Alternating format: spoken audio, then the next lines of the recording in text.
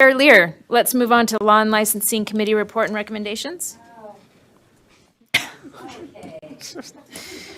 We could have your Vice Chair Booth do it.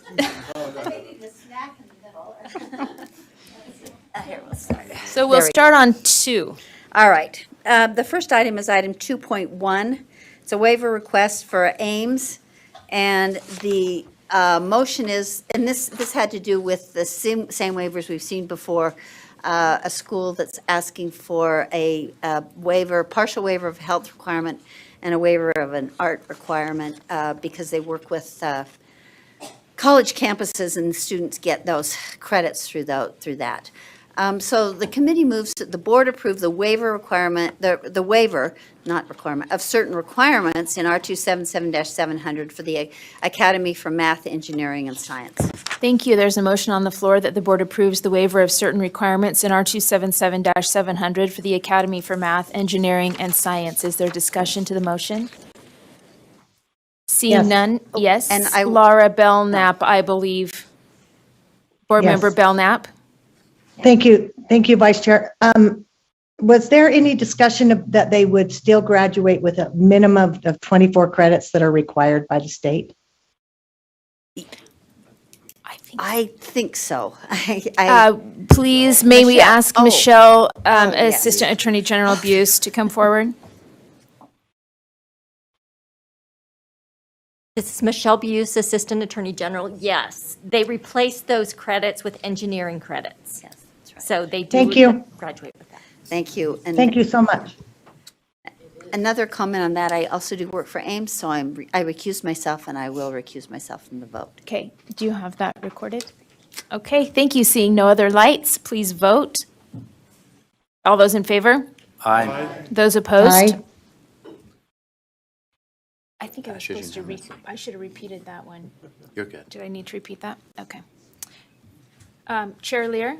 Another waiver request for the schools in the very small schools in Box Elder to waive a 180-day school year requirement similar to 2 other small schools and get them also on the same cycle for this waiver. So the committee moves that the board waive the requirements in R277-419, pupil accounting of 180 days per school year for Box Elder School District, Snowville Elementary, and I also recuse myself from this vote. Thank you. We have that. There's a motion on the floor that the board waives the requirements in R277-419 pupil accounting of 180 days per school year for Box Elder School District, Snowville Elementary School. Is there discussion to the motion? Board Member Cannon? Yes, I have a question. The 180 days is being waived. Does that mean they are going to provide 990 hours of instruction? I see a nod from Assistant Attorney General Buse. Yes. Right. In fact, they had, as I recall, quite a bit more hours than the 990 required hours. Okay. Michelle's also nodding. Thank you. I'm not a big fan of 4-day school weeks. And I can see that one of the schools that they're aligned with is Grouse Creek. They're very rural, they're very small. But hey, Snowville's just right on the freeway. I stop at Snowville several times a year. And, I just don't see the necessity to do that. So I'm just explaining my vote beforehand. Thank you. Chair Lear, would you like Assistant Attorney General to come to the microphone? She has her hand raised. Sure, absolutely. So one of the reasons that they asked for this is they've been able to hire who they feel is a very qualified principal that is going to be servicing all 4 of their schools that are the rural schools. And they want them all on the same track so that they can do professional learning communities with them combined together. So that's part of the reason why they're asking for Snowville to be on the 4-day with the others. They will have the same principal. I'm not. Thank you. Seeing no other lights, we have a motion on the floor that the board waives the requirements in R277-419 pupil accounting of 180 days per school year for Box Elder School District, Snowville Elementary School. Please vote. Those in favor? Aye. Those opposed? Aye. We have 1 no vote, which is Board Member Cannon. The motion passes.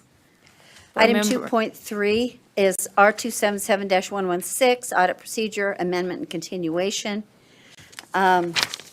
The committee moves that the board continue and approve R277-116, audit procedure draft 1 on second and final reading. Thank you. There's a motion on the floor that the board continues and approves R277-116, audit procedure draft 1 on second and final reading. Is there discussion to the motion? Yes, I'd like to make an amendment. Did I say it wrong? Thank you, Board Member Belknap. Sorry, I'd like to make an amendment that I would like to move that we accept draft 2, which changes lines 138 to 143. We have a minute to look at that. Yes. Board Member Belknap, do we need a second? It's not on Civic Clerk. We need a second, and it's It not is. on Civic. Oh, yeah, maybe I just haven't It refreshed. is. maybe. It is. I'll Okay. refresh. Okay, we have a second. Board Member Belknap, would you like to discuss your amendment? Yes, thank you so much. Part of this amendment was some discussion that we had coming out of audit, even though this rule was coming out of law and licensing.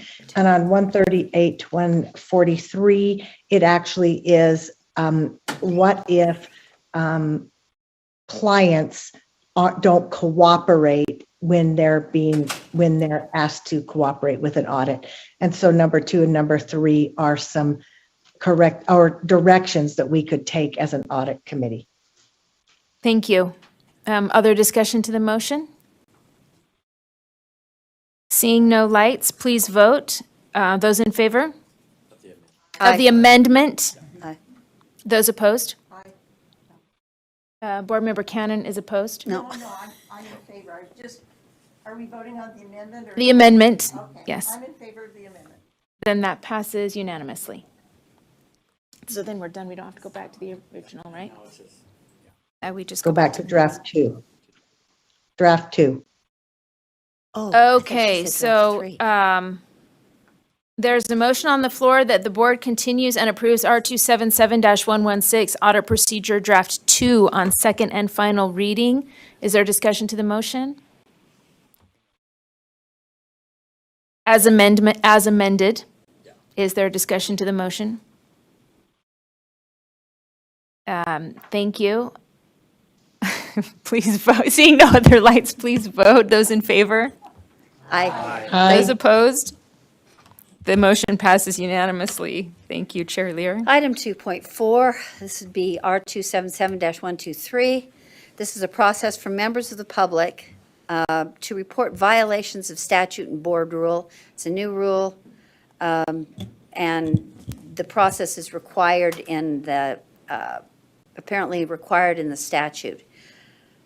So the motion for the board is that the committee moves that the board approve R277-123. Did I ever say this? Process for members of the public to report violations of statute and board rule, draft 3 on second and final reading. Thank you. There's a motion on the floor that the board approves R277-123 process for members of the public to report violations of statute and board rule draft 3 on second and final reading. Is there discussion to the motion? Board Member Hanson? Yes, a couple of questions maybe for the chair. First, looking at line 41. Upon review of information described in section R277-123-3, internal audit staff may refer. I believe that we'd also want to look at the information that's in 4 as well. That's lines 39 and 40. Is that correct? Chair Lear would like to request that audit director, assistant director, Kevin John, come to the front. Okay. And will you please tell us your name and your title so I get the title exactly right? Yes, Kevin John, Deputy Audit Executive for the Internal Audit Department for you, the board. So, and what was the question? Can I get clarification again? Question, is that okay, Chair, to repeat that? Yes, please. Okay. Referring to line 41 in draft 3, this says that review of the information described in the above subsection 3 internal audit staff may refer an alleged violation to the applicable LEA. I'm wondering if we shouldn't be including the information also that's gathered in step 4 above, which is Oh, a but it's- preliminary analysis and requesting additional information from the individual. Oh, now this makes sense to me. Okay, may I? Please. So yes, the reference is into the section, not the subsection. So it's the entire section, so 1 through 9, it looks like. So it's R277, 123.3, not 3.3. Is that Gotcha. clear? Yep, that answers that question. Thank you. One more. If I may, Chair? Please. Yeah, line 76, 77. So this is, if an alleged violation is not substantiated, we're going to notify the individual who reported or submitted the alleged violation. I think we use reported through the document, but submitted probably okay. But should we not be notifying also the investigated entity or party that that's not been substantiated, so that both sides of the issue understand that that's been dropped? May I? Please. Yeah, I don't think we have a problem with that. Typically, by practice, we notify all parties involved. So Chair, I'll make a motion to amend, if that's okay. Okay, please. Motion to amend line 77 to read individual who reported the alleged violation and the alleged violator. If that language is okay with the Thank you. people who've been working We on need a this. second. I'll second that. Okay, thank you. We have a motion on the floor and to amend lines 77 to read the individual who submitted the alleged violation. Yeah, I'll change that submitted to reported as well to make it consistent with the rest of the document. There's a motion on the floor to amend line 77 to read the individual who reported the alleged violation. And the alleged violator. And the alleged violator. Discussion to the motion? Seeing none, please vote. Those in favor of Aye. the amendment, say aye. Aye. Aye. Thank you. There is a Board Member Earl. I have just a couple of questions. And is this on the motion or the not the amendment, the motion? Yeah. Yes, the amended motion, okay. I didn't see anywhere in here, but I just wonder if I think it's practice we already do, but it's the collecting of the data associated with this. Does that make sense? In other words, if we're getting 20 reports from a particular LEA, right, over the course of a year, and none of those are followed through, well, they may be followed through of, but the LEA may be dismissing them. I guess what I'm saying is, are we collecting the data to kind of look at over the course of the year? Does that make sense? Please, yes. And do we need to put Deputy that in Audit here? Executive John, will you answer that question? Yes, thank you. The answer to your question is absolutely yes. We have a database that we maintain. You'll notice in the definitions, we define the public education hotline to include said database. So when we talk about opening and closing a hotline, we're actually talking about the documentation process and the process that's involved. So yes, we will be documenting. Okay, that's, and then the other question I had, which may, so on line 54, it says after 2 attempts, and I think this might be cited in here twice, I can't remember. Maybe not, but after 2 attempts, I just wonder if those need to be done 2 different ways. In other words, sometimes I can write an email address down wrong. Do you know what I'm saying? Or a phone number or something. I just wonder if there needs to be 2 different mechanisms for reaching someone, not just 2 attempts, like maybe a phone call and an email. Does that make sense? Because it's not, Deputy and maybe Auditor, I'm speaking for myself. yeah, Deputy Audit Executive John. Yes, although in theory, I think that's great. In practice, it may not be possible. We don't always have 2 methods by which we can contact someone. So when we do first speak to an individual, we ask them what their preferred method of communication is, and then we try to communicate via that method. If there are 2 methods, we always do attempt Okay. in all cases to try to get hold of the complainant. And again, this is keeping in mind, this is 2 attempts to get additional information from them. So usually there's already been 1 communication at that point. Okay, so we've already got that covered, is what I'm understanding. Yes. For the most part. Okay, thank you. Thank you. Seeing no other lights, we have an amendment, a motion on the floor that the board approves R277-123 process for members of the public to report violations of statute and board rule draft 3 on second and final reading as amended. Please vote. Those in favor? Aye. Those Aye. opposed? I need to say opposed slower because I'm always saying it over Laura when she says aye. That motion passes unanimously. I'm trying to hurry. Would you hurry up? Thank you. I'm just kidding. Item 2.5, this would be R277-315, Educator Professional Learning Procedures and USBE Credit, which is a new rule. The motion, this relates to credit that educators earn toward their license renewal and professional development. For other purposes. The committee moves that the board approve R277-315, Educator Professional Learning Procedures and USBE Credit, Draft 1 on second and final reading. Thank you. There's a motion on the floor that the board approves R277-315 Educator Professional Learning Procedures and USBE Credit Draft 1 on second and final reading. Is there discussion to the motion?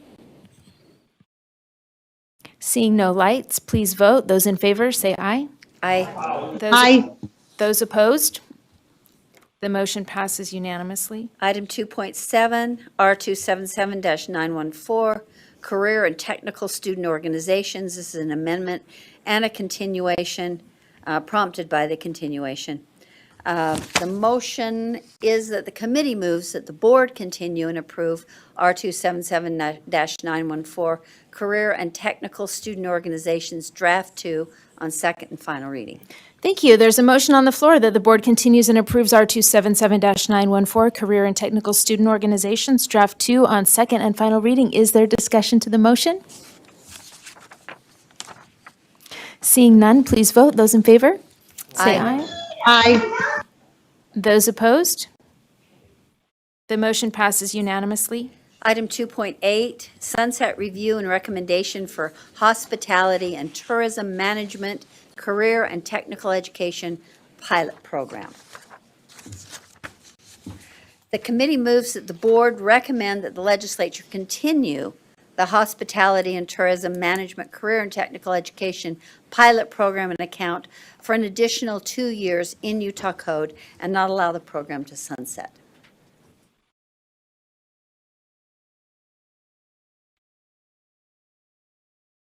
Thank you. I'm getting there. There's a motion on the floor that the board recommends that the legislature continue the Hospitality and Tourism Management Career and Technical Education Pilot Program and account for an additional 2 years in Utah Code and not allow the program to sunset. Is there discussion to the motion? Seeing none, please vote. Those in favor, say aye. Aye. Aye. Those opposed? The motion passes. Okay, following in the great tradition of Chair Huntsman, I missed item 2.7, R277-914, no. Ben said I did that. 519, which is above that, which would have been the old version of the one we passed before that. So item 2.6, this is R277-519, Educator Professional Learning Procedures and USBE Credit. So repeal because the numbering is changed for the licensing section. The committee moves that the board repeal R277-519, Educator Professional Learning Procedures and USBE Credit on second and final reading. Thank you. There is a motion that the board repeals R277-519, Educator Professional Learning Procedures and USBE Credit on second and final reading. Is there discussion to the motion? Seeing none, please vote. Those in favor? Aye. Those opposed? Aye. The motion passes unanimously.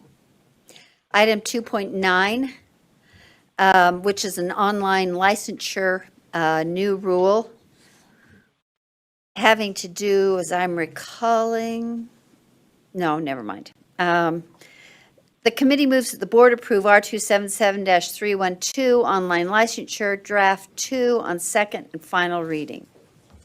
Thank you. There's a motion on the floor that the board approves R277-312 online licensure draft 2 on second and final reading. Is there discussion to the motion?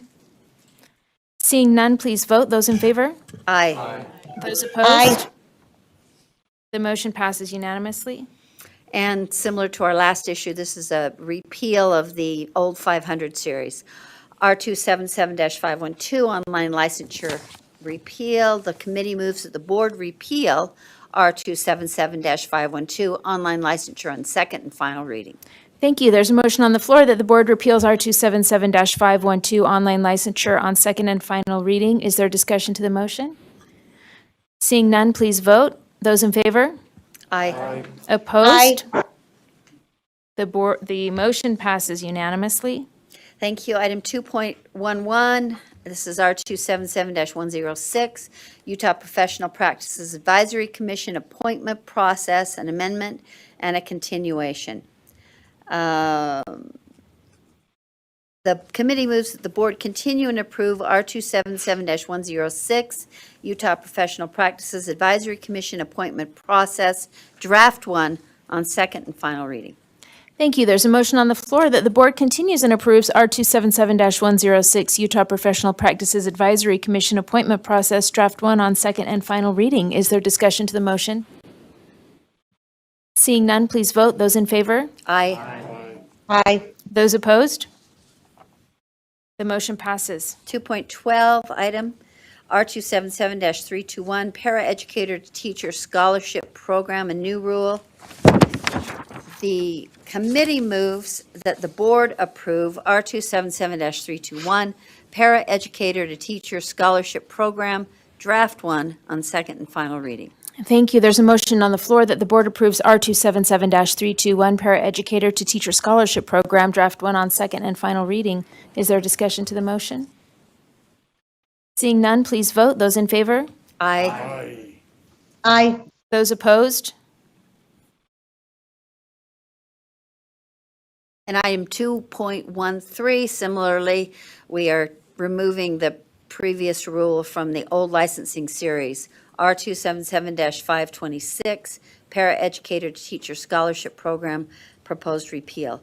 The committee moves that the board repeal R277-526, Paraeducator to Teacher Scholarship Program, on second and final reading. Thank you. There's a motion on the board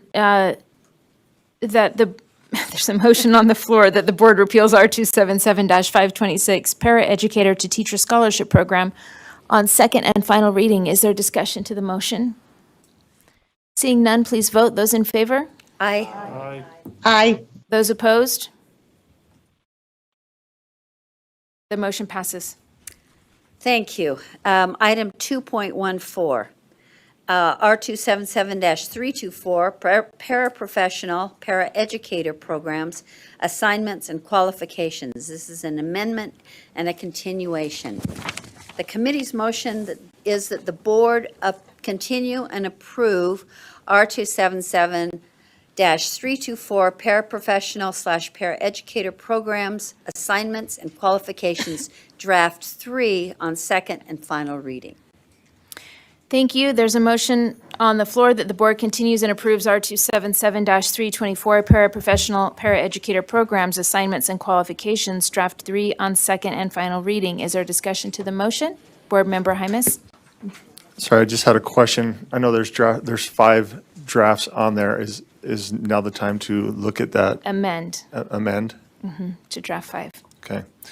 So I would like to move that we do amend to accept or adopt draft 5.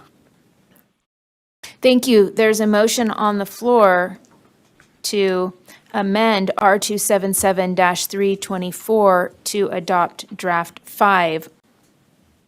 Second and final reading? On second and final reading. Discussion to the motion? I need a second to that amendment. I second that. Thank you. Discussion to the motion to amend?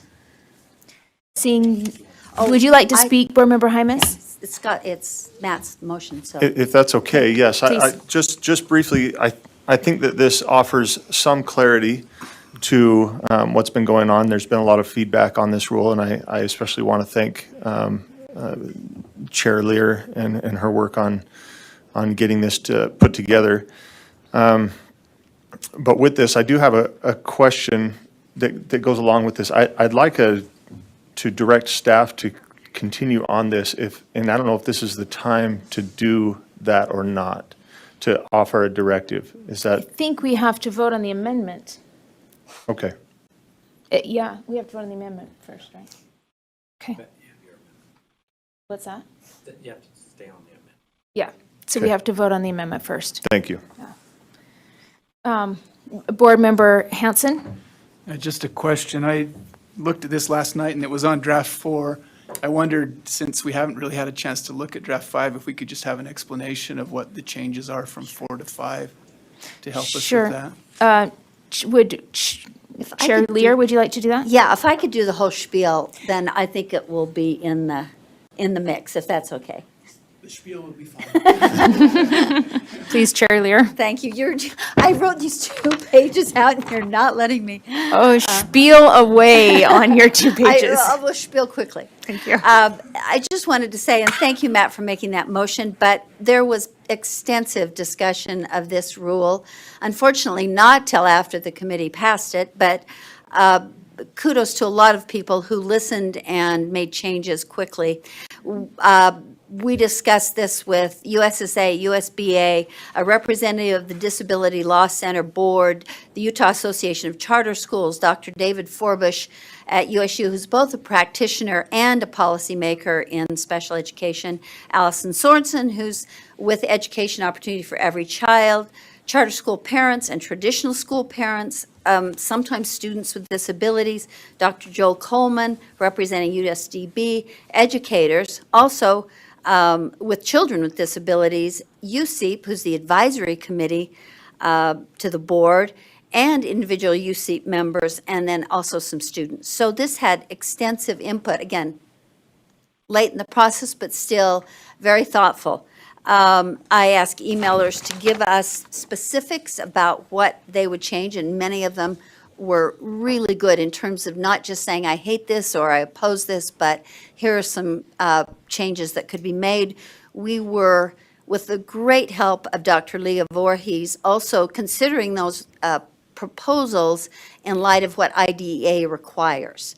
And so we were able to make a lot of those changes, and they are shown on draft 5, and to Scott's specific, Member Hanson's specific points about draft 5. These were actually 2 amendments proposed by Member Hymas. They are on page, and they're in the magenta on, I don't have draft 5 printed, but. One is line 47, I believe. Right. And the other one is line I want to say 67. 9. 69, and they're in the magenta if you're looking at I'm pulling mine up right now. 47 is to make sure that instructional assistance can be offered by paras, still under the direction of licensed teachers. And then on line 69, trying to strike the balance between appropriate activities by paras and appropriate supervision by the licensed teacher. 69 adds designing lesson plans instead of preparing lesson plans, maybe a more artful word choice. So those were the 2 draft 5 changes. And other than that, if others have questions, Dr. Leah Voorhees is also available to speak to those substantively. Thank you.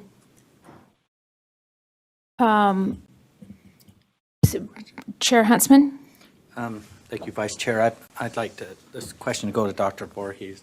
My understanding is this rule needed a continuation. My question is, when would this rule expire? And then I have a follow-up. Dr. Voorhees? The question was, when would the rule expire? Yeah, because it's a continuation. But when would it, if this rule doesn't pass or its amendments, I couldn't find it. Leah Voorhees, Assistant Superintendent of Student Support. I'm going to have to phone a friend. I don't actually know. What, Ben, is it? It's not an emergency. Does it have a year? Is it within the year? We have 3 years.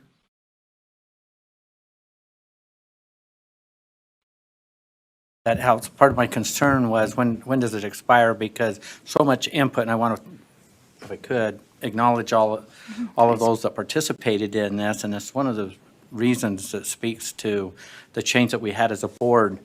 We have committee, and it's nice to have that little bit of a pause moment to really think what really came out of committee. Years ago, we would finish committee at night, and the next day, there we go, and then we're moving forward. So I really appreciate the process, but the concern on this is, with all of that work, is I appreciate all the work that happened in here because it was headed to a hearing. So the question I have, the concern I have is not the concern, but the opportunities here. We need to get this rule out, and if there's a little bit of heartache and there's some other things that will come from it, then there is a possibility of a hearing and some other proposed betterments. But I think it's good to, it would be, I'm speaking to the amendment to get this out and get this into the process. So I'm speaking in favor of it. But thank you for answering that question. Seeing no other lights, Chair, is it fine if I speak to the amendment? Or do I need to wait till there's, can I? I know, but you always say we should try not to do too much of that. But we can have a voice still. So I'd like to speak to the amendment. I appreciate Board Member Hymas for bringing those changes, and Board Member Lear for working on draft 4 from draft 3 that came out of committee. And I really I want to speak to the amendment because so many stakeholders have contributed. You know, we started getting a lot of emails saying, don't pass the rule, don't pass the rule. So I started calling people and saying, why don't you want us to pass the rule? What do you want changed? And they said, well, everyone I talked to said, I don't know, but someone told me not to pass it. So I called the person who they told me to call, and, you know, she had some great insights. And I appreciated those conversations, and those have been incorporated into these new drafts. And I think that's how the process works. I also want to say that, you know, no rules are permanent. And if we start going along and a few months down the road, there are problems or we need to bring the rule back, then that can be brought back to an agenda item to be revisited by committee again. But mostly what I want to say is to all the parents who wrote to us that said that this rule would in some way prohibit inclusion for special education students in classrooms. I want to say to you very clearly that this board supports inclusion for special education students in general education classrooms. And I would encourage all of those parents to go back through and see the way we voted and see our discussions in our committee meetings and in our board meetings.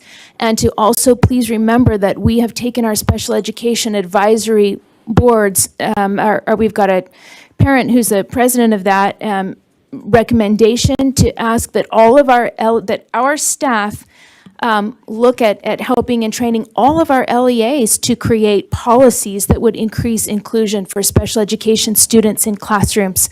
Please study what is happening from our board. Please continue to be a part of the process, get involved in meaningful ways, and especially please know that we are supportive of inclusion for our special education students in general classroom. And this rule, I believe, strengthens and clarifies that rather than doing the opposite. And I speak in favor of the amendment. Board Member Booth. If I can piggyback on what Vice Chair Davis has been saying, this process is so critical and so important.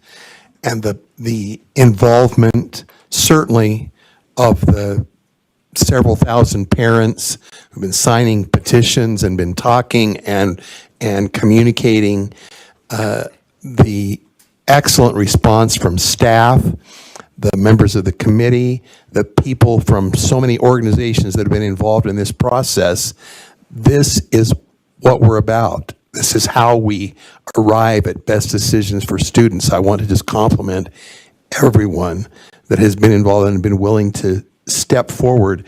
And I plead with our publics and with our board, with our staff, to keep digging until we find accurate information, because we're living in a world of misinformation. And of course, we can jump to conclusions and be worried when we only have part of the information. So congratulations on continuing to pursue what is happening and how we need to positively impact the decisions that are going to be made today so that it's in the best interest of our students. Thank you. Thank you, Chair Lear. I had one more thing before we vote that I forgot. This was the USEEP's, our Advisory Board on Special Education Issues, was set to present a recommendation about this to the Standards and Assessment Committee. And since it was already being discussed by Law and Licensing, Chair Hansen graciously and others turned that recommendation to us, to the Law and Licensing Committee, so that we can take care of this at one time. And that was indeed a really helpful recommendation. And we couldn't incorporate everything at this time because the capacity for doing some of the aspirational desires of USEEP was just not there. But Dr. Voorhees assured me that they're working on some of the things that USEEP advises. And so I wanted to also acknowledge that we saved Law and Licensing from another discussion of this. And also, I think that it came together well from the Advisory Committee. So just wanted to acknowledge that, too. It didn't disappear from Standards and Assessment without a reason.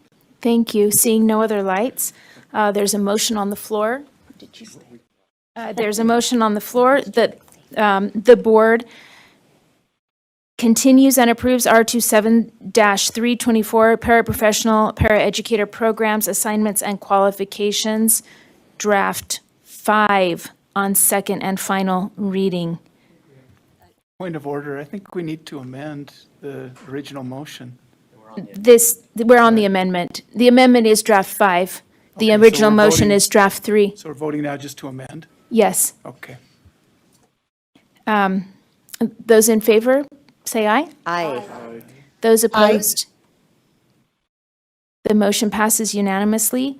We have a motion on the floor that the board continues and approves R27-324 paraprofessional, paraeducator programs, assignments, and qualifications. Draft 3 on second and final reading as amended to draft 5. You can call that draft as amended. Draft 5 on second and final reading as amended. Discussion to the motion. Board Member Hymas? You have to forgive my ignorance. Is this the time where I can come forward with a suggested directive? If it doesn't pass, how does that work? If he does that, I would It's n- recommend it, Do you have to vote on this first? yes. Okay. Suggested So if this fails, Off then, of it. if this fails, then that motion can be made? Or after. Okay, I'll wait. okay. Board Member Lear, No, Board Member Hanson. A couple of questions, if I may, Vice Chair. One, about the testing, I think it's line 105, 106, and then 119, 120 in the latest version in draft 5. We're talking about a rigorous state assessment. In 105, it says approved by the board or an LEA governing board. I just wanted some clarification on whether an LEA governing board could approve a state assessment. And then on 119 and 120, I don't know if that's the same assessment we're talking about, but it doesn't have any approval provisions in it as far as who would approve that assessment.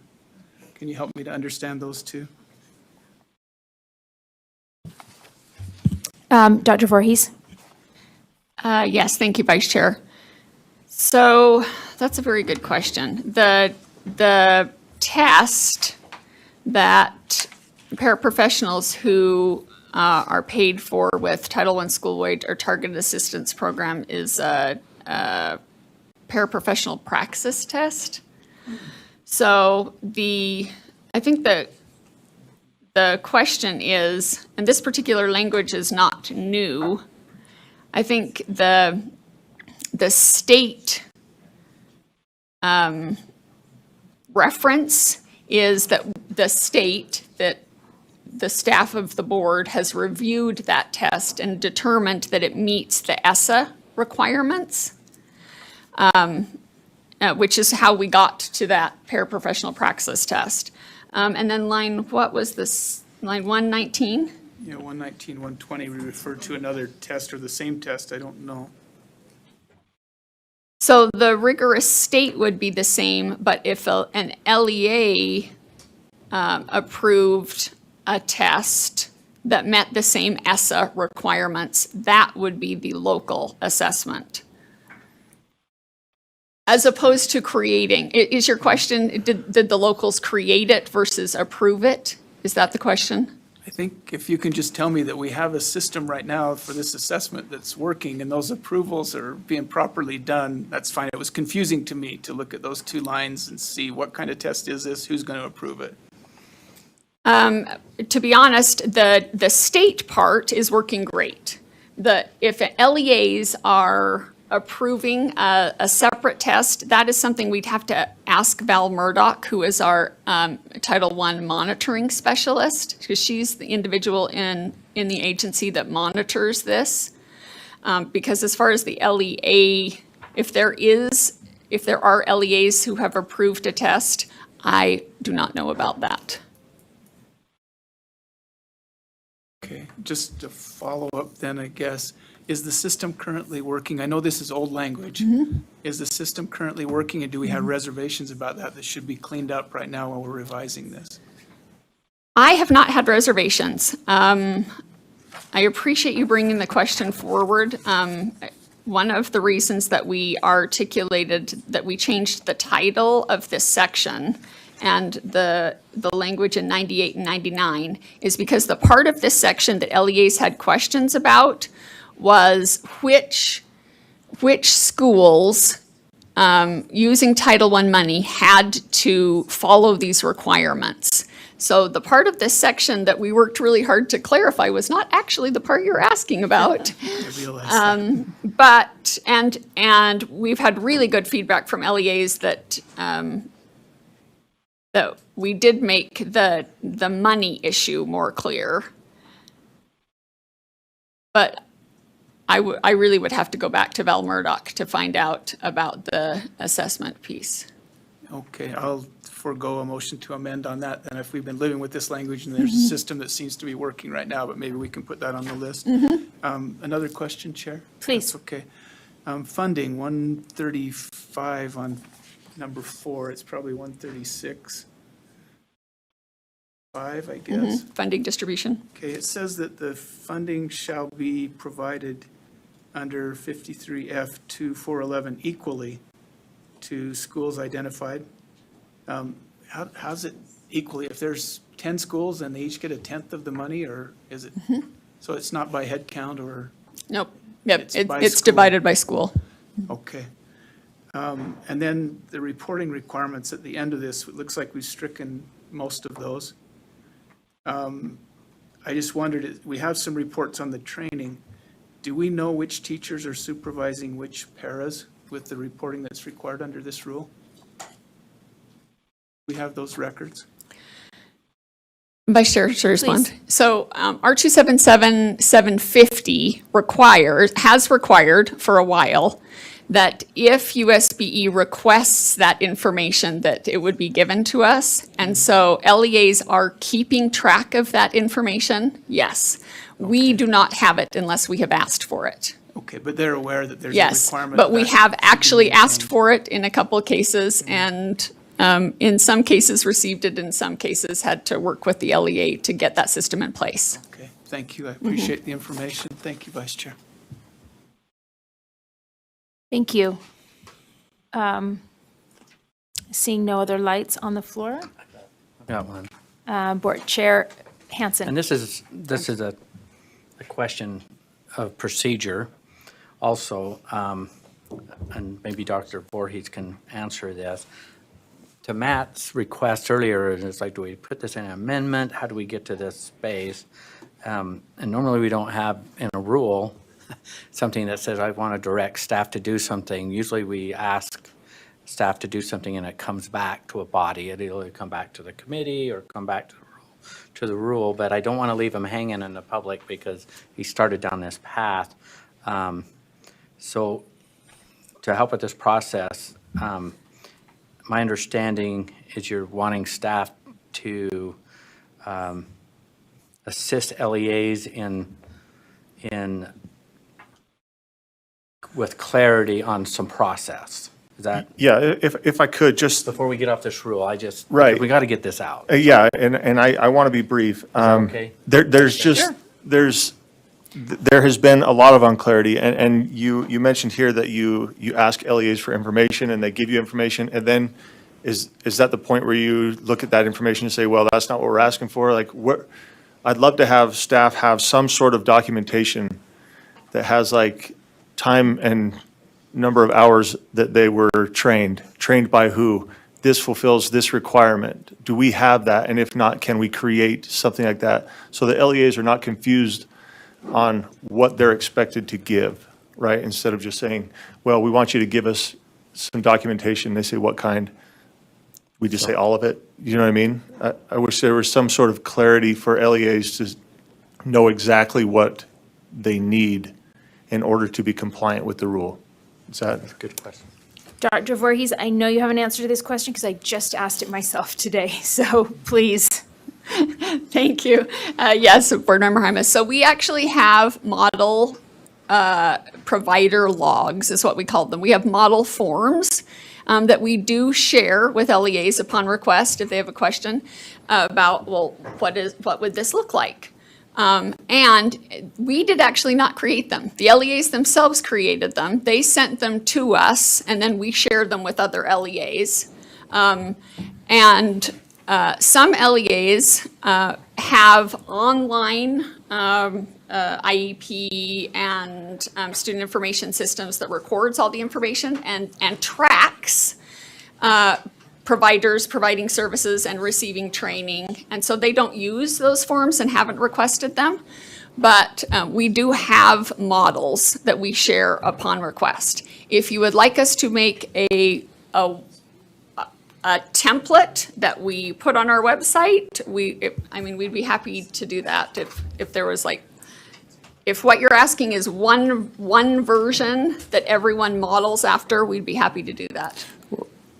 That's what I'm wondering, how do you decide which LEA has fulfilled the requirements and which has not, right? As a USBE, do we just look and say, well, close enough, or we're going to go off the model that somebody else suggested, or should there be one document where we say, no, this is what we're looking for? To me, that would provide more clarity for LEAs rather than saying, well, I hope this is what they want, right? I'll give them that, and let's hope. That's what I'm asking that we do, is have something where an LEA can say, no, this is what they're looking for. This is what I need to do in order to make sure that her educators are qualified, if you will. I don't know what the right term is. We do the same thing with teachers, right? We would never say, well, I shouldn't say ever, but never. Anyway, that's what I'm hoping for with this rule, is some clarity, something that LEAs can look to and know exactly if they are in compliance with the rule or not. So in that space of rulemaking, and this just comes from experience, and USBE's got a lot of experience in this, we create a rule and then we expect compliance. And whenever we get really, really specific of what that compliance is going to look like, exactly, it has to be this, and we get a lot of pushback. So they either do it their own way, and this is just not specific to this rule, but in a lot of rules, or they can choose a best practice model that comes from other LEAs as a way of compliance. But when they ask, we usually have examples of something to assist them to get there, but we unless you put it in rule. And as soon as you put it in rule, you have to, we put it in rule, and they mandate it, and there is only one way, and it is this way that you're going to show and demonstrate compliance. And so a lot of times, our rulemaking expert, well, we have them here, but like Deputy Superintendent Stallings, she would be here probably saying something about a caution of getting too specific and too much direction, but And I'm going to take a chair's prerogative to say, I think there's a difference.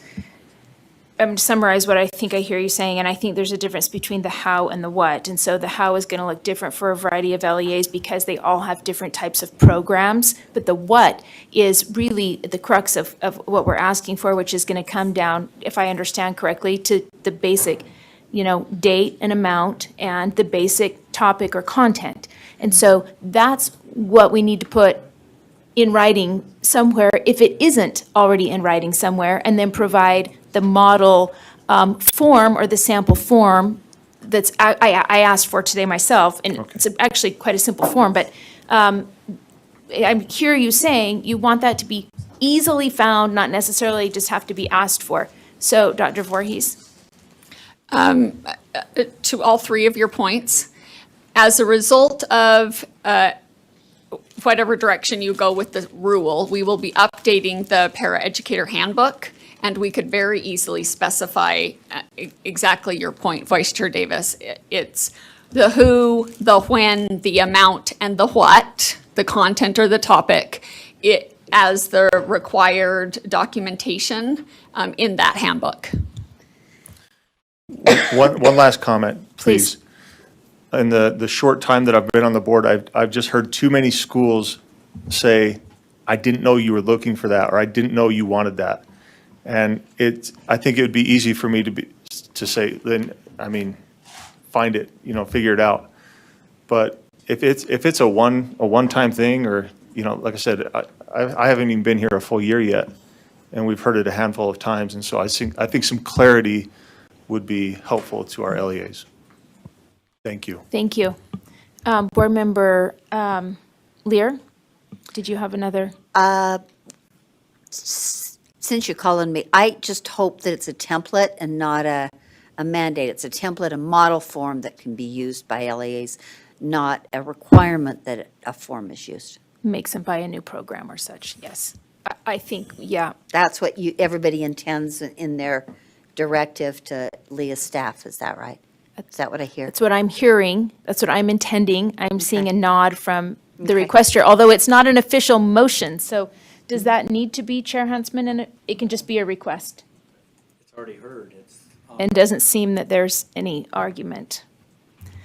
Seems like we're straying from parliamentary procedure, but Board Member Hanson. While we're requesting, can I just add the request to look at those tests and clarify the point that we just made a few minutes ago? Sure, Thank you. since we're doing Help it. you. So we Chair have access Huntsman. that every LEA has, so if you want to look at anything they see, you're welcome. It doesn't take a special invitation or requirement. That's not the request. The request was, who approves the test, and how are they laid out? Which tests do people need to take? Are the tests in the line above the same as the line below? And who approves those tests? And what Yeah. about LEAs? So I think that You was can access clear. I that. think Dr. Voorhees understands. You can make the request to the department. Yeah. So I'm done. Thank you. Seeing no other lights, we have an amended motion on the table, which is that the board continues and approves R277-324 paraprofessional paraeducator programs, assignments and qualifications. Draft. She's saying 3 and you're saying 5. No, it's draft 5. Draft 5, five. but then if I say as amended, we haven't amended it after we approved it. You substituted 5 for 3. Right. No, So we amended 3. 3 for 5. We amended 3. So now it reads Just draft 5. draft 5 on second.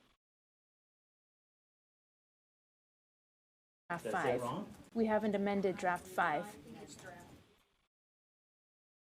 Either 3 as amended you or amended the draft motion. 5.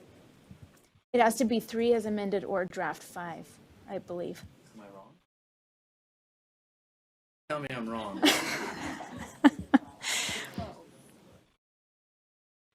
So if you say draft 3 on second Ben and final reading. Is to coming draft to the 5. rescue. Ben Rasmussen.